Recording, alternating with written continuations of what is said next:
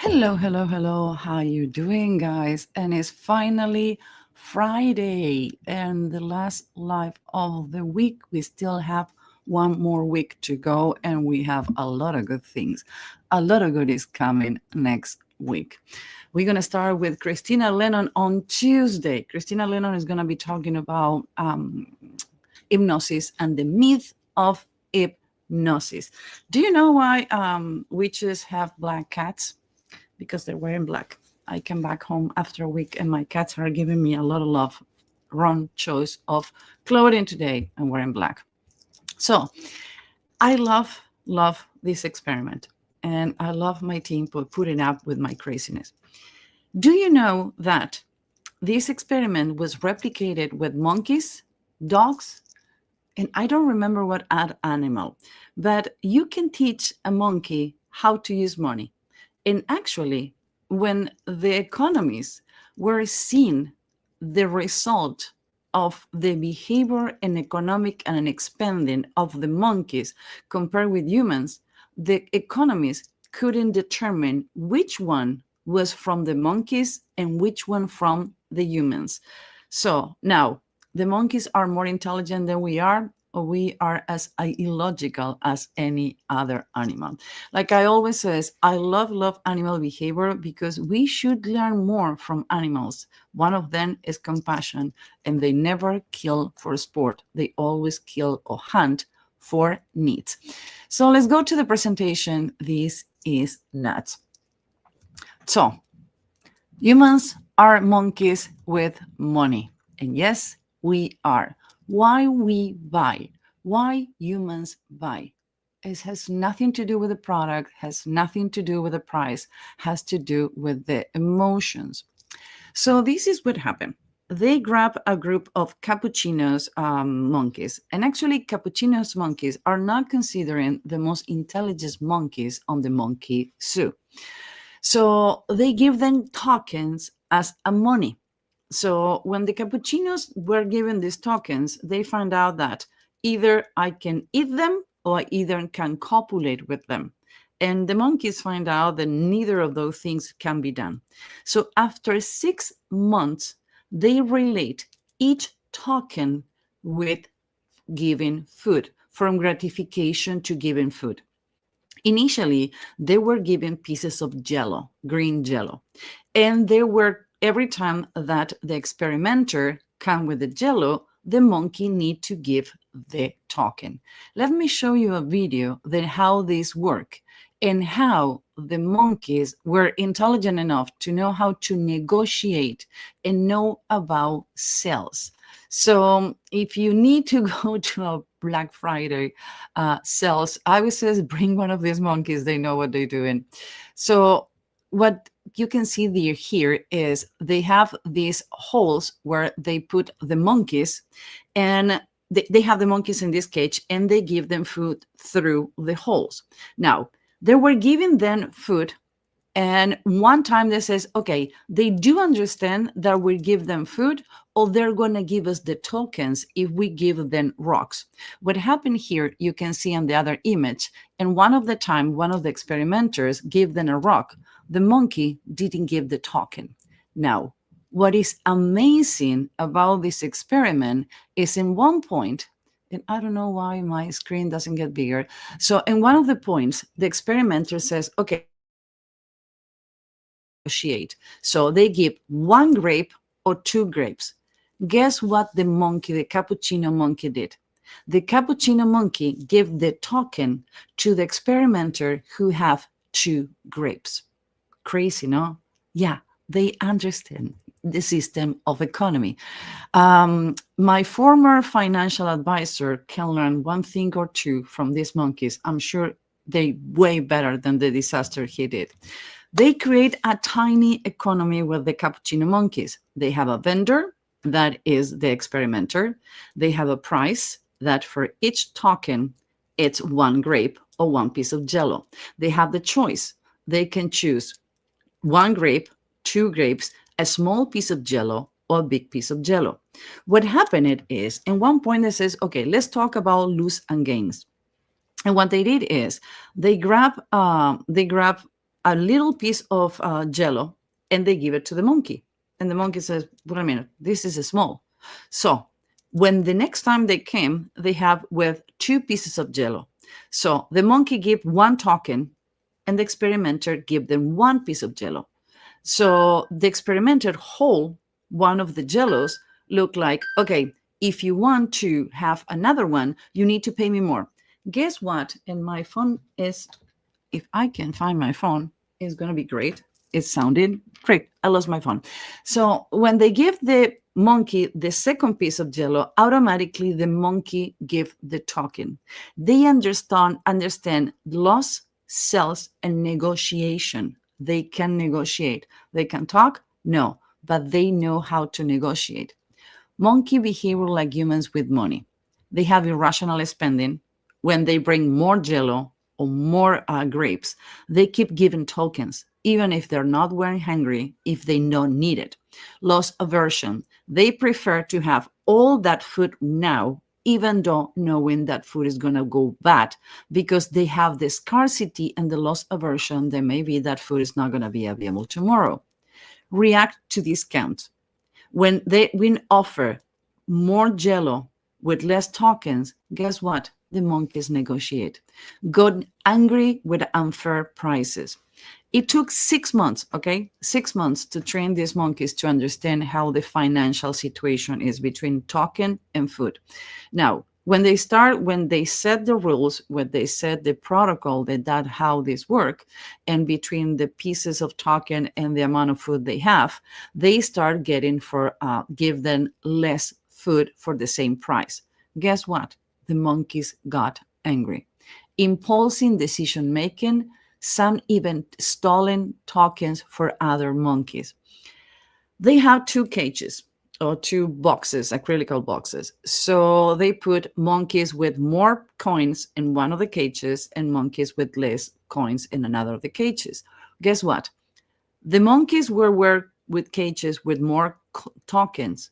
When the other monkey didn't pay attention or the other monkey was asleep, one of the monkeys stole the tokens and ran to cash the token as soon as they can. So they understood they were stealing the tokens. They understood that it can be exchanged for money. And they understand that they did an impulsive decision making on the buy-in, even when they don't need it.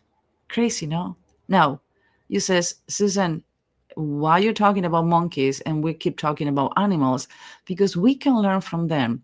When people come to Human Behavioral Lab, our research company, and we do a long interviews and many interviews to understand who is your ideal customer persona, ICP. We try to understand what is your niche.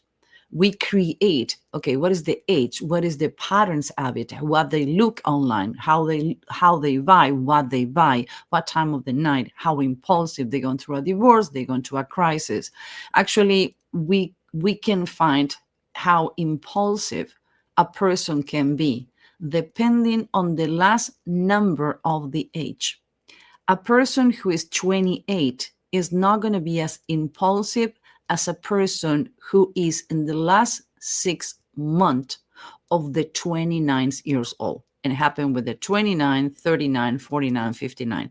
I cannot give you the secret sauce because that is a study that we did. But that's how we are irrationals. That's what we do as humans. So you need to study. Every time that you want to launch a product on the market, it's not like, oh, I wake up, I'm going to make a class. No, you need to make a lot of studies. We have a lot of classes that we don't advertise. We do direct marketing.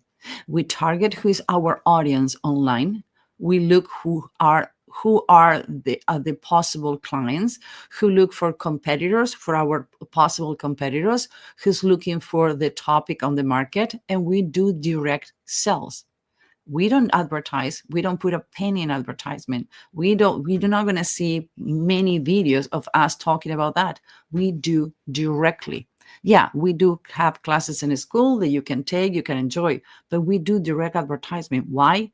Because we narrow every 10 people that we email, 8 buy classes, because we have the ICP extremely well narrow. How we do it? based on studies like this. If monkeys show our financial behavior, then our buying decisions are logical? No, they're not. Let me tell you, they're not.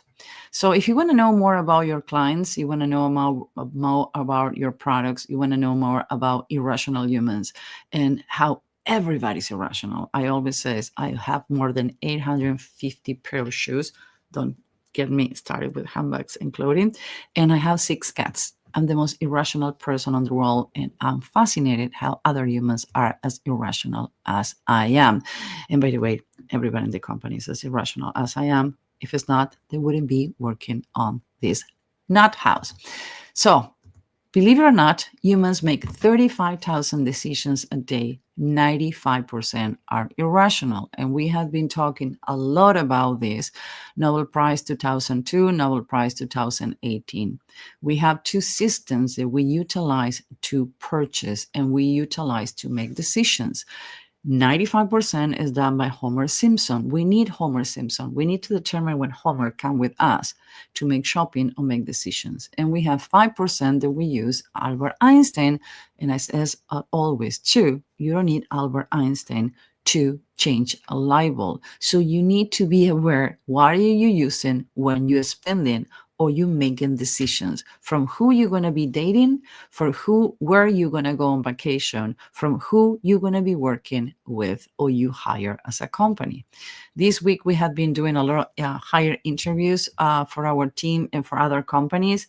And when the agency who is helping us was on the interview, was like, who the heck are you? What are you doing these crazy questions? Because they have nothing to do. They give us a list of questions that we need to do and says, none of this work. Let me do the interviews. And we find out things about people in 15 minutes they never, ever says in any other interview. And this agent was with these people that we're interviewing for many, many interviews. And they never says, neither confess, neither express things they express when we were interview them. What this means for humans? Buying is driven by emotions, fear of loss, reward equal dopamine, identity, and belonging. I'm going to tell you something. One of the oldest, biggest, more significant campaign done by a credit card was from 1968. 1968. We're talking about almost 60 years ago. American Express hired an agency, and I cannot remember the name of the agency, but it's a really Ogilvy. They hired Ogilvy in 1968 because they want to create a phrase or a tagline. At that point, they didn't call it tagline, something that is going to make them be different. And somebody on the agency come up with something so simple, is almost as stupid. But guess what? Not only has been the same tagline for almost 60 years, other companies are copying it. Guess what? Member sins. Why? The sense of belonging or identity. Oh, I have a black card. I have a VIP pass. It's not the pass. It's not the access you have. Is the sense of belonging. And there is another credit card that says what money can buy. Do we need credit cards? No. We need to spend more than we need or we have? No. But guess what? We do it because we don't count. And that's what gamification is used. That's the same reason that we have credit cards, the same reason in casinos you have chips, like tokens, like the monkeys, and the same reason that Starbucks have an app. If you pay attention, a Starbucks app never tell you how much you spent, how much money you have, and they're replenish with money automatically. You don't need to do it manually. They do it automatically. So you're not aware how much you're spending. Why? So you keep spending. And when it says reward dopamine, one of the things that Amazon have, and okay, I'm going to put another example. For example, you're going to kayak to buy a trip. First of all, when you get and click the options, Kayak start telling you, we're looking for the best Expedia or Kayak. Both of them are do the same. We're looking for the best option. We research all the websites. We narrow, especially for you. Yes, they do that for absolutely everyone. And at the end, when you're looking for the rooms or you're looking for any of the deal, says 10 people have this deal on the car. I think Etsy does the same. Is the reward dopamine? Oh my God. And actually, eBay is based on gamification and dopamine reward. Fear of loss, FOMO, fear of missing out. Oh, what do you think we have reviews in Amazon? What it says? Well, 1,000 people find this product useful. 1,000 people can recommend. Recommended by dentists. That is fear of loss. I don't want to lose. Emotions. How many puppies, how many babies you see in commercials? Do we need them? No, but that generate emotions, and that's how we buy. Anger, fear, and the four emotions I would say that I will utilize if I need to make a campaign or I need to make a suggestion to a client is fear and arousal happen on the same part of the brain. And another one, it's anger and happiness. Anger and happiness. And you says, well, how anger and happiness are the most shared emotions? Well, if something make me happy, I'm going to share it. Now, if make me happy that somebody save a kitty, somebody help someone else to donate, it make me happy that people is giving money to the homeless. It's not the homeless, it's the emotion that represent to you. That's how we used to win political campaigns, and that's how we still do and do advice for clients. Now, anger, it's not that an animal is abused. It's the anger that we feel when we see that animal being abused, and that's how we share it. So fear and arousal happen on the same part of the brain that is used all the time. And that's the reason the horror movies, the kinkiness, and angry and happiness. The basic emotions that make us share things with other are those two. People don't buy products, people buy feelings. Why we buy? Why? Loss aversion, limited time, scarcity, fear of missing out. Oh, how many people call it lately. Actually, FOMO came up during the pandemic. If I'm not mistaken, somebody have any other data on the blog? I know this is going to come up later. Let me know. FOMO came up during the pandemic as fear of missing out. Actually, I learned not too long ago, LOS, laughing out loud.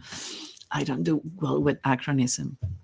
Social identity, brands, and tribes. Something really funny. Do you know that companies get sponsors, influencers showing their clothing and representing them? But some companies pay people to not to use their brand. And it's a huge case study. I think it was a show like Big Brother or something like that. And was one of the participants that he dressed all the time in this brand. And the brand was getting a lot of damage because the guy was an asshole. He was the worst of the worst.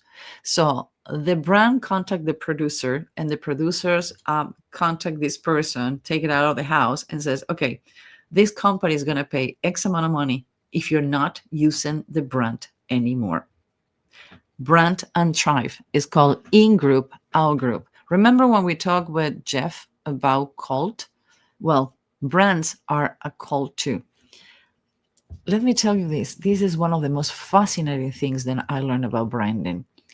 There is only one brand on the world that the people live the lifestyle, tattoo the brand, use the clothing, but not all of them buy the product.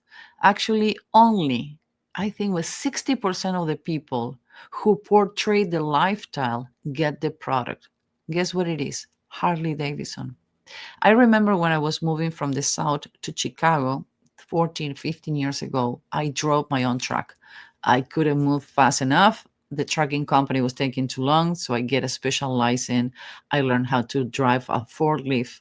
Long story short, that's what I did. And I remember thinking, okay, this truck is too big. It was just 18 wheels. So yeah, I can drive an 18 wheels. So it says, okay, I'm gonna need to be stopping in a special gas station, bars, and places. So I says, okay, what is gonna be the universal body language or identification of my brand as a person that is gonna be safe in these places? I used to have a Harley. Now I have a moped, a scooter. I call it the Queen because it's British. Um, but I used to have a Harley Davidson, so I still have T-shirts and vests and things from Harley.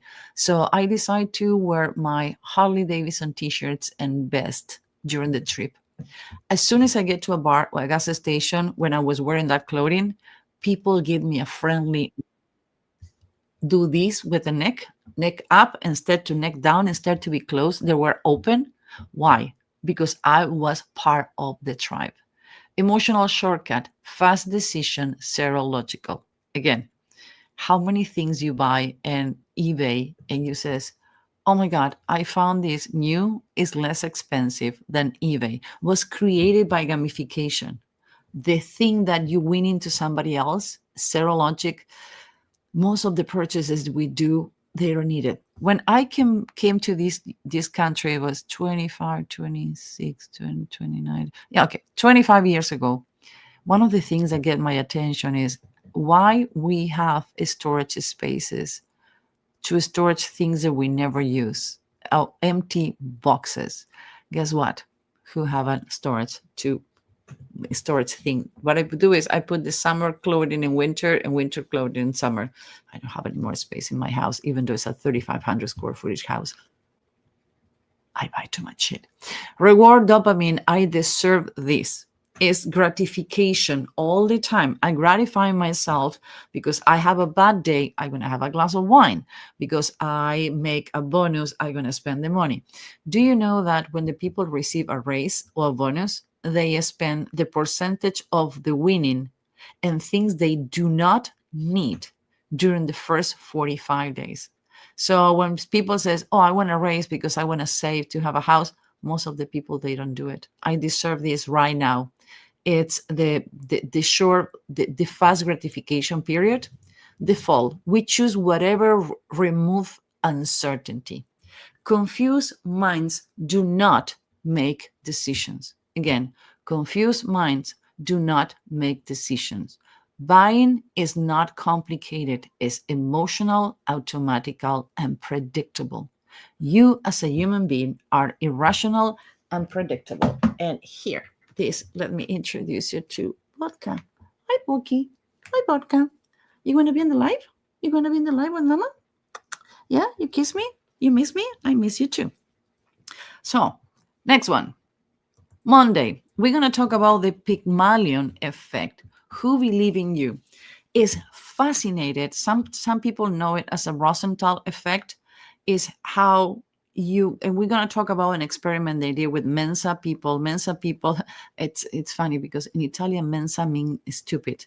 And Mensa is a test that proves that you're the most intelligent person. How funny is linguistic.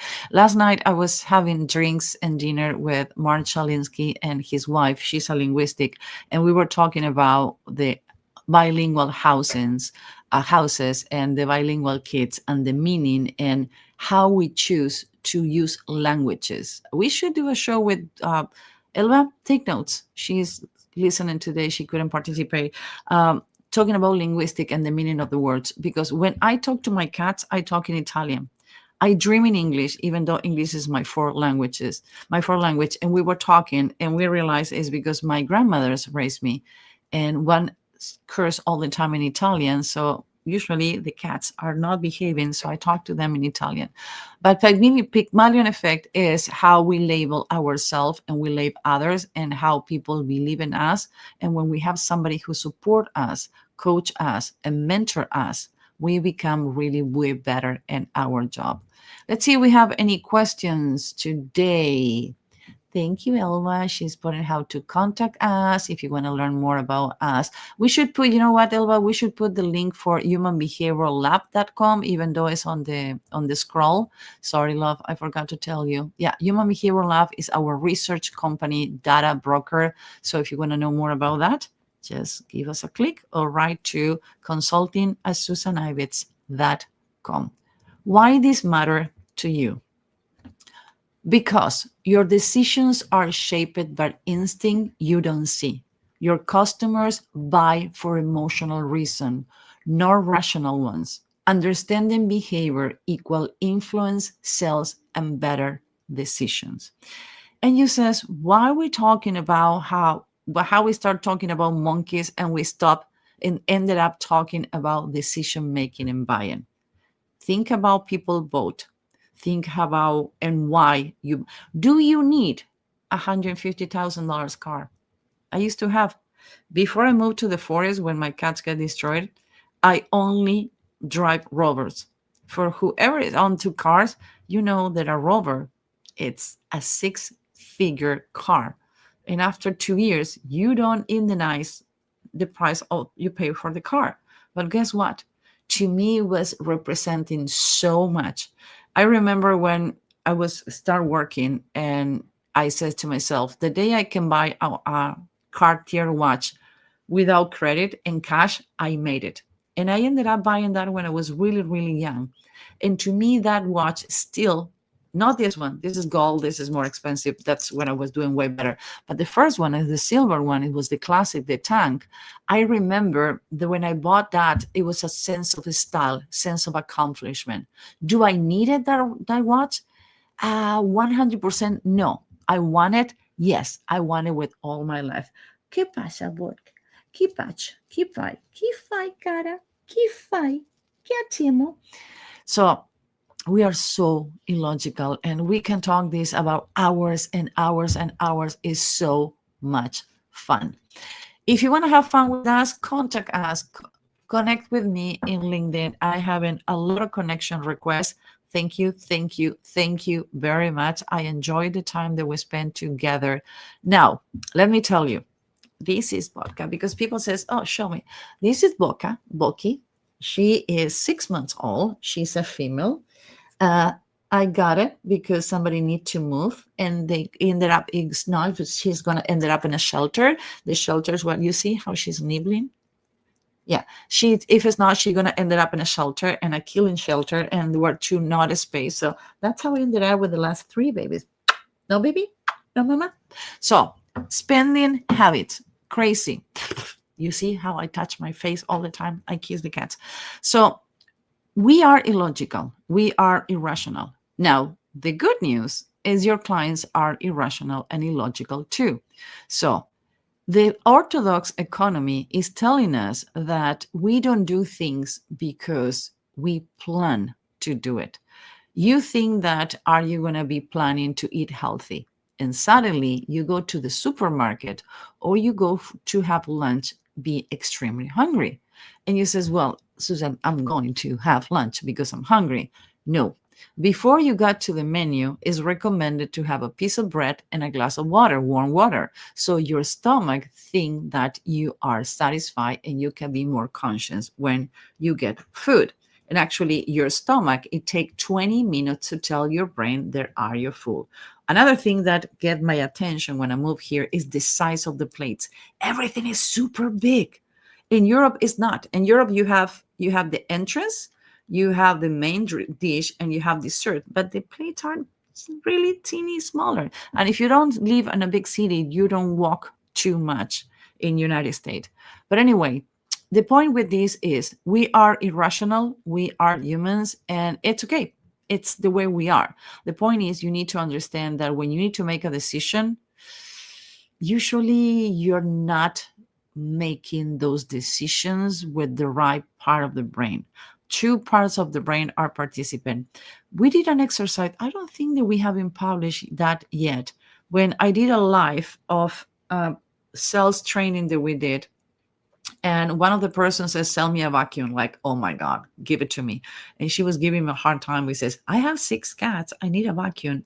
And we went to an exercise of, I think it was 3 or 4 minutes. I'm going to see if we publish it today on Monday, where I walk her through. And at the end of the exercise, I says, okay, stop the exercise. What do you think? The only thing I want to know is what is the price? I want to, if I can afford it, because she ended up selling herself the vacuum because I was doing the right questions. And remember, in any interaction, buying and selling yourself, even though as if you're on a dating site or if you are on a job interview, is the questions you do. Questions are more important than the answer, and that is statement analysis and linguistic 101. I hope you, all of you, and if you live in the Midwest like myself, be careful. The weather is going to come really shitty again. I will see you Monday when we're going to be talking about the Pygmalion effect. And Tuesday, we have Christina Lennon talking about the misunderstanding about hypnosis and what is the difference between the hypnosis you see in Vegas, the show, and the hypnosis that is utilized for curing and helping people. I hope you have a wonderful weekend. See you next week. My name is Susan Ivis. I'm a human behavioral hacker. Some people hack computers. I hack humans, and my behavioral neuroscience consulting strategy.